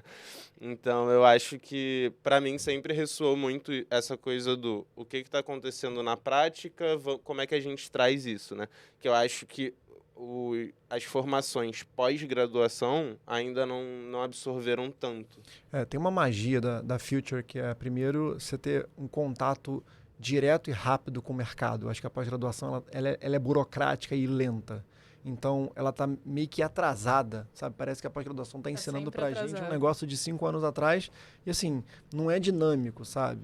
Tem uma outra magia da Future também, que, assim, as pós-graduações, em geral, elas são uma pós-graduação no sentido de estar só enfatizando, tentando aprofundar um pouco o que você aprendeu na faculdade. Só que, assim, mais uma vez, o ensino da faculdade está ali para servir como um alicerce, sabe? Então, para mim, a Future, ela cumpre bem essa lacuna. Não só do ponto de vista de metodologia, que eu acho super bacana, mas do ponto de vista de proposta do que está sendo ensinado. É dinâmico, é novo, é rápido, é eficiente. Então, essa lógica da Future eu acho que funciona bem. Eu acho que essa é a grande vantagem da Future Law hoje. Assim, o tema que ela se propõe e, naturalmente, como os temas são muito de vanguarda, eles exigem que você também tenha um ensino de vanguarda. Porque aquilo não tem benchmark, amigo. Você não tem livro. Como é que você hoje dá uma aula de um negócio que é super recente que não tem um livro? Então, você vai exigir que o professor faça um trabalho completamente diferente do que já foi feito. E vai a Future e lança o livro. João, falando em livro, por favor, compartilha com a gente suas dicas de leitura. Dica de leitura. Cara, hoje em dia eu tô muito pai, né, cara? Então, assim, minha vida... eu tô muito numa lógica de pedagogia infantil e criação, assim, nessa coisa maluca. Isso está influenciando muito a tua cabeça como pai? Como é que você lida com esse conhecimento técnico, sentimento, coração e cérebro aí nisso? Cara, influencia, assim. Acho que vocês já comentaram, assim, eu sou uma pessoa... muito racional e muito de método. E eu tenho que tomar um pouco de cuidado nisso na formação dos meus filhos. Então, por ter consciência disso, a autoconsciência eu acho que é um soft skill importante, né? Eu também penso que eu preciso tomar cuidado para também não empacotar demais o meu filho, sabe? Para não ficar fazendo dele um robozinho do que eu acredito melhor na pedagogia ou meu projeto de vida, sabe? Eu lembro, durante a pandemia, eu cometi a gafe que eu perguntei: João, o que é melhor aí? Escola construtivista? Aí o João falou assim, não, cara, não tem melhor, né? E eu acho que é um pouco disso, né? Assim, o que é um projeto pedagógico, o projeto de paternidade são coisas muito... Não tem, né? O que é o melhor caminho para uma vida de um ser humano? É um negócio muito... Hoje isso está muito claro para mim, assim. O João também dá mentoria parental, eu acabei de descobrir isso. Então, tem uma coisa... Pode mandar no LinkedIn nisso, João? Eu vou colocar no LinkedIn lá. Tem uma coisa que eu acho que, assim, ajude-me a escolher a escola do meu filho. Acho que vai ficar rico fazendo isso. Cara, isso deve ser muito, né? Consultoria para o que eu recebo de pergunta, assim, mas qual escola que eu... Porque tem um trabalho legal, assim, que é um trabalho difícil, que, assim... Mas você conhece seu filho? conhece assim? a Você fundo. sabe? Você sabe. Porque você tem que conhecer a escola e tem que conhecer a criança.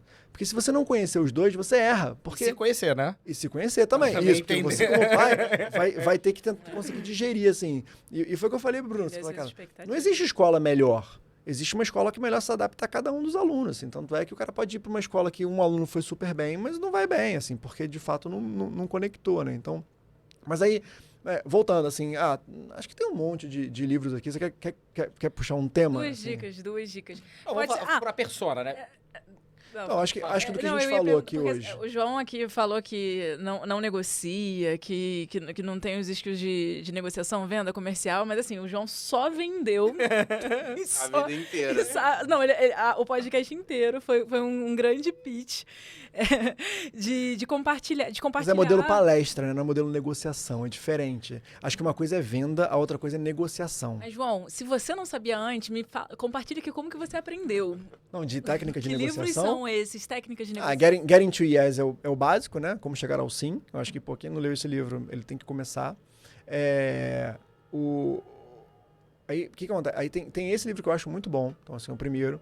E depois desse livro, teve um outro que eu li que foi... Como é que é o nome do livro? É porque não tem em português. Em inglês ele é Don't Split... É alguma coisa sobre não divida os problemas, assim, que é de um cara do FBI, que ele trata só com negociação para poder soltar sequestrados. Então, assim, ele negocia uma ponta diferente, assim, que é o Getting to Yes, ele tem uma pegada muito de ganha-ganha. Que é uma pegada de, tipo assim, é aquela melhor negociação do mundo, que você está com outro cara que é maneiro, que quer fazer um bom negócio e os dois vão ali.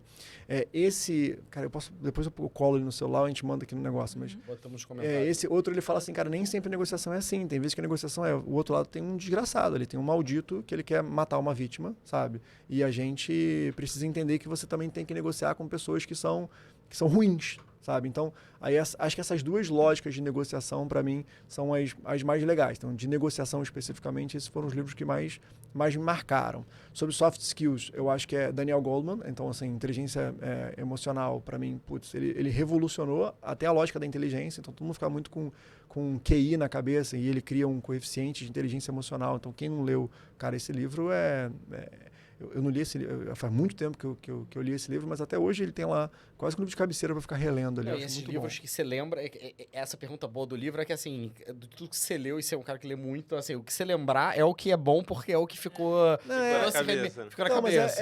Então, não sei nem se são os melhores livros que eu li, mas são os que estão meio que conectados com a nossa conversa aqui hoje também, né? Então eu fui pegando meio que retornando para a conversa e trazendo para cá os livros mais marcantes sobre o que a gente falou aqui. Pragmático, né, time? Não, João, e num outro âmbito, quais ferramentas você usa para equilibrar todos esses pratos aí? As ferramentas, o Bruno compartilhou aqui que te viu correndo hoje cedo.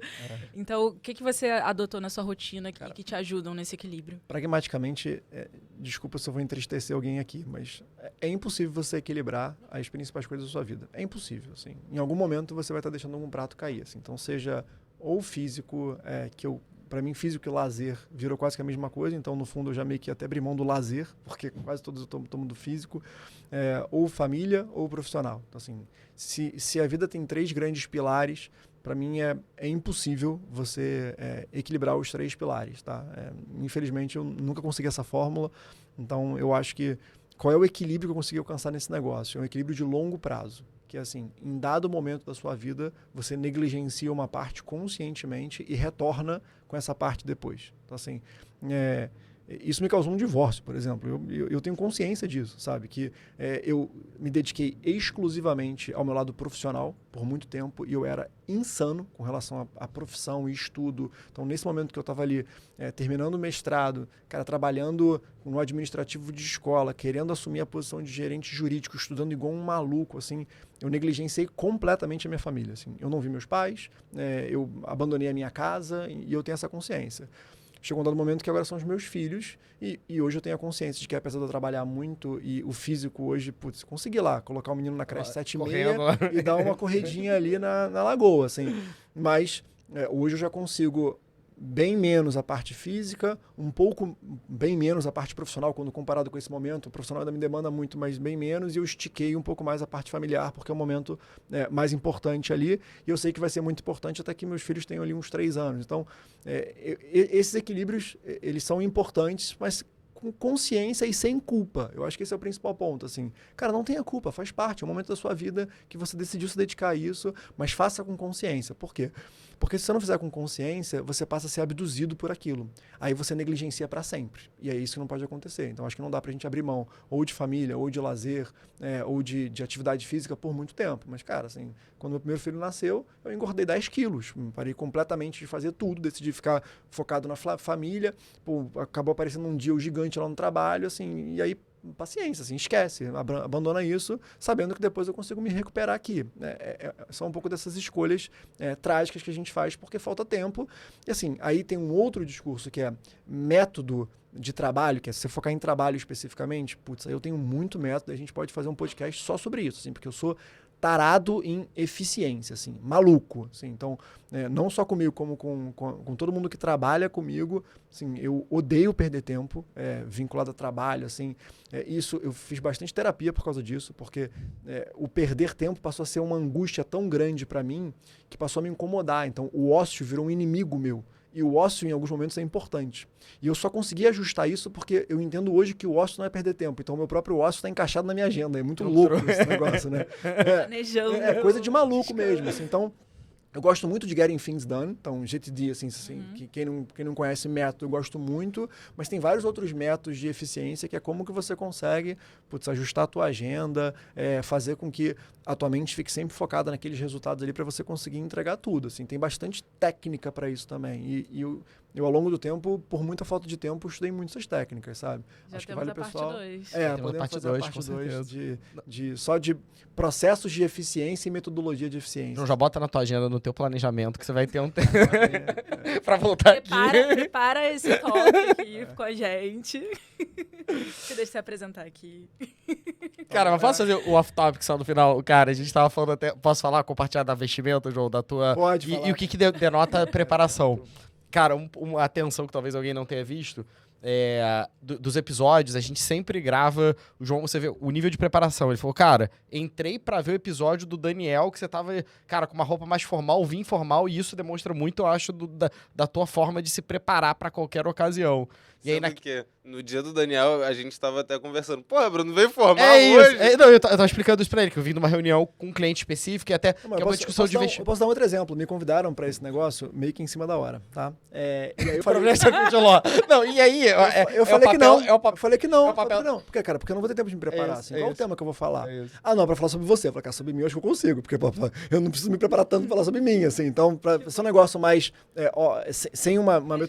Se fosse assim, vamos falar sobre metodologias de técnicas eficientes e como ser mais eficaz em relação ao tempo. Cara, eu vou falar assim, não dá. Tem que ser daqui a 2 meses pra eu conseguir criar um método, criar minha aulinha lá e fazer isso. Isso que é lindo que o João, como mentor aqui da Future Law, como nossa referência e compartilha, e como eu falei, a gente aprende muito, a gente troca muito pra aprender, porque como eu falei, o João das pessoas que mais entendem de educação e direito, então, cara, é beber da fonte ali nos conhecimentos. Isso que a gente tá falando várias vezes, e a Future Law, a gente sabe que ela é mais caótica. Em todos os sentidos, né? Cara, startup é caótica e o caos também faz parte, sabe? Assim... Mas é legal que esse contraponto e... Cara, é muito legal. Assim, eu já tive algumas oportunidades de trocar com o João, especificamente pensando em estratégia de Future Law. E mesmo diante do caos, o João consegue apontar possíveis métodos de eficiência e organização dentro desse caos, sabe? E sempre foi muito útil. E vamos dar um spoiler aqui do Future Law Experience? Não? Com certeza! Eu tava até... Cara, a gente tem que finalizar o episódio, mas tem off-topics dos off-topics. Tava ontem no aeroporto, encontrei com a Laís, né? E ela tava compartilhando que ela trocou com o João e foi muito isso, né? Cara, o evento meio que pronto ali das ideias. O João, cara, fez tanta provocação de educação que a gente vai ter esse painel de abertura, vai começar o FLX com o João, Tainá e eu, né? A gente vai... Não sei se tem mais alguém, a Laís não compartilhou, tá sabendo. Sim, nós 3. E a gente vai trazer toda essa discussão de educação no mercado jurídico. Tô muito animado, essa provocação e cara, vai ser lindo o Future Law Experience. Estamos muito animados. Quem não olhou, veja. 27 de abril, São Paulo, Expo Center. E o nosso é cedo, então, Bruno, não vai no dia, não. Vai um dia antes pra gente chegar de noite, se preparar, tá? Senão vai atrasar o voo. Se prepara, Bruno. Vai. Cara, bom ponto no negócio do avião, tem que ver. Tem que ver isso aí. É porque avião a gente tem perrengue já. A gente já Cara, é tem verdade. histórico de perrengue com avião. Avião tá perrengue o tempo inteiro. Assim, Nossa. hoje em dia eu tô perdendo muito tempo da minha vida, infelizmente, por causa de atraso de voo. É e brabo eu tô tendo que isso, fazer né? sempre com maior planejamento agora. Tá chato. Fatudão, considerações finais aí pro João. Cara, só agradecer mesmo. Peguei o feedback. Não vou mentir que peguei o feedback aqui do convite em cima da hora. Ao vivo. A crítica construtiva. A crítica construtiva. Feedback esporro. nunca é negativo. Não foi um esporro, foi pro desenvolvimento. De forma alguma, de Foi forma pro alguma. desenvolvimento. Cara, só agradecer. Acho que, assim, foi muito, muito, muito esclarecedor, principalmente nesse sentido, cara, dessa visão do que é educação jurídica e tudo mais, porque é aquilo que a gente estava conversando. É, às vezes, uma coisa que foge um pouco da formação jurídica, né? A pessoa acaba não tendo, muitas vezes, não consegue trabalhar, às vezes, uma vocação que ela tem, ou, sabe, fica ali incubada e poderia ser trabalhada. Então, assim, acho que foi super bacana. Vários insights aí pro pessoal pensar em casa. Eu só queria agradecer aqui, para mim é um maior prazer falar, é sempre gostoso, assim, e acho que vale essa... eu tentei sempre direcionar essa conversa aqui pensando que quem pode estar nos ouvindo são potenciais alunos ou ex-alunos da Future, e sempre passando essa mensagem de, eu acredito muito em dedicação, 2, acho que dá pra gente aprender tudo, 3, foquem nesses cursos aqui como um pouquinho de hard skill, mas pensando muito em soft skill, até porque muita coisa aqui é aposta, né? Então, assim, pessoa que tá lá num curso de cripto, cara, assim, ela não quer só aprender cripto, ela quer se diferenciar de outros porque ela sabe de uma coisa que tá na trend, assim, isso é bem legal, sabe? Então, hoje quando eu contrato alguém, eu não pergunto se a pessoa sabe de direito civil, eu pergunto para ela assim, mas o que você aprendeu nos últimos tempos, assim, para ver aquelas perguntas básicas de contratação, mas ali que você vê, assim, quanto que essa pessoa tá antenada, quanto que ela quer aprender de coisas novas, assim, qual é a capacidade que ela tem de se renovar em termos mentais, sabe? Cara, qual é o teu hobby, assim, qual foi o último livro que você leu, quando que você leu esse livro? Então, a Future, ela traz um pouco desse viés. Se a pessoa virar para mim e falar assim,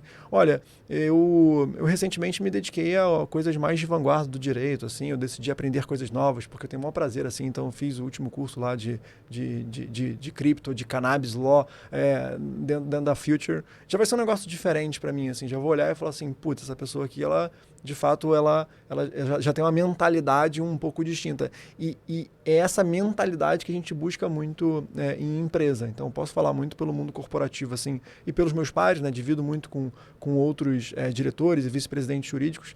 E todo mundo quer essa galera, assim, que tenha foco, que tenha sangue nos olhos, mas que queira sempre aprender, se desenvolver. E na empresa isso é super importante, assim, você entrar com essa mente aberta para entender a cultura da empresa, a capacidade que essa empresa tem de entregar, o que ela está entregando como produto, assim. Então, esse conhecimento extra-jurídico, ele é super importante e esse tipo de curso diferente, ele acaba já dando esse insight para a gente, assim, essa é uma pessoa que ela está aberta a novos conhecimentos. Boa, já vi até aqui a capa do corte. Faça um curso na Future, seja contratado pelo João. Nossa senhora. Resposta. Ferrado. Obrigado, João. Obrigado, pessoal. Muito obrigada. Sigam nos acompanhando aí. Teremos muito mais aqui no Future Holocast. Até breve.